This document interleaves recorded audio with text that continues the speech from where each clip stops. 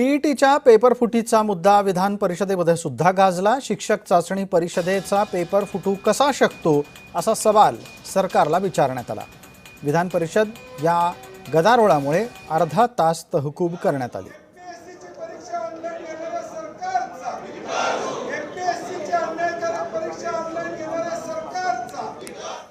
ऑनलाईनचा घाट कशासाठी घातलाय? नॉर्मलायझेशनच्या माध्यमातून जो खऱ्या अभ्यास करणारा विद्यार्थी त्याच्यावर त्या ठिकाणी अडचण येणार आहे, त्याला खऱ्या अर्थानं न्याय त्या ठिकाणी मिळणार नाही। आणि म्हणून ही MPSCची परीक्षा ऑनलाईन न करता ऑफलाईन पद्धतीनंच पुन्हा त्या ठिकाणी घ्यावी अशी आमची अपेक्षा आहे। 6 लाख मुलांची परीक्षा तुम्ही घेऊ शकत नाही, मग हा 13 कोटीचा महाराष्ट्र काय चालवणार? साध्या 6 लाख शिक्षकांची आणि भविष्यकाळातनं होणाऱ्या शिक्षकांची परीक्षा तुम्ही घेऊ शकत नसला तर महाराष्ट्रात चालवण्यासाठी तुम्ही योग्य नाही आहात हे या ठिकाणी सिद्ध झाले। पेपर फुटीचे जे कारण आपण पाहिली, याला सगळे बीजेपीचे लोक इन्व्हॉल्व आहेत।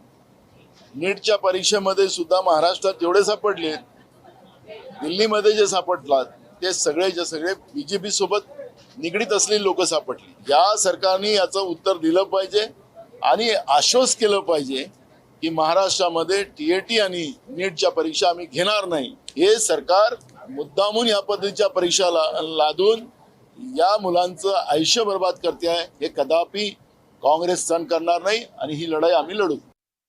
बरेच जण म्हटले महाराष्ट्राला का टार्गेट केलं जातं, परंतु टीईटीचा पेपर फुटल्यानंतर हे स्पष्ट झालं की महाराष्ट्रात तर पेपर फोडण्याचे धंदे मोठ्या प्रमाणावर होत आहेत। कारण सरकारच असं आहे की मला असं वाटतंय खासदार फोडण्याबरोबर पेपर फोडण्यामध्ये सुद्धा पुढाकार घेत आहे। शिक्षण मंत्री याच्यात सहभागी आहे।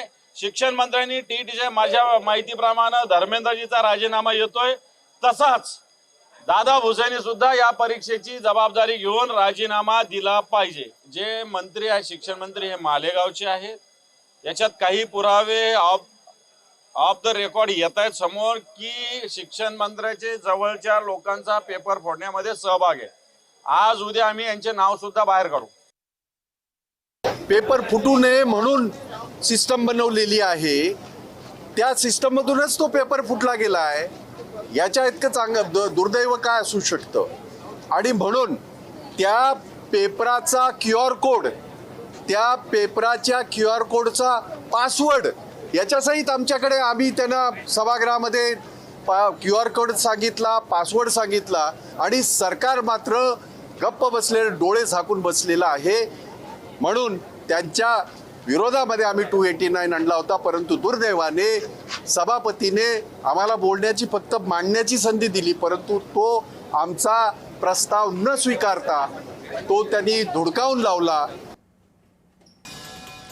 एक महत्त्वाची बातमी आता आपण पाहतो आहोत, ती म्हणजे पेपरफुटीच्या प्रकरणावरून विरोधक आक्रमक झाल्याचं आपल्याला दिसतंय। आता यानंतर आपण पुढील तपशिलाकडे वळणार आहोत।